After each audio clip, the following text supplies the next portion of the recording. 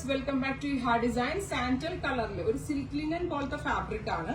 Sandal കളറിൽ yoke line കൊടുത്തിട്ട് all over badla mirrors, full ബോഡിയിൽ ബാദ്ല മിറേഴ്സ് പെയർ ചെയ്തിട്ട് വർക്ക് ചെയ്തിട്ടുണ്ട്. അതിലേക്ക് ഇതേപോലെ തന്നെ എന്താ പറയുക, ലിനൻ ഫിനിഷിലുള്ള digital dupatta, same colour, pure shantoon bottom, 1695. നല്ലൊരു ഐറ്റം ആണ് ഈ ഒരു റേഞ്ചിന്.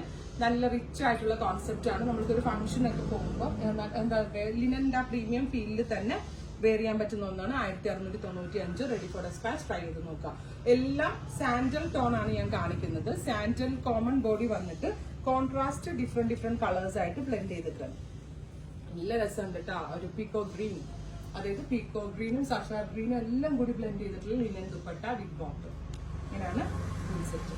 അടുത്തത് വരുന്നത് ഇതുപോലെ തന്നെ സാൻഡൽ വിത്ത് ബ്ലൂ.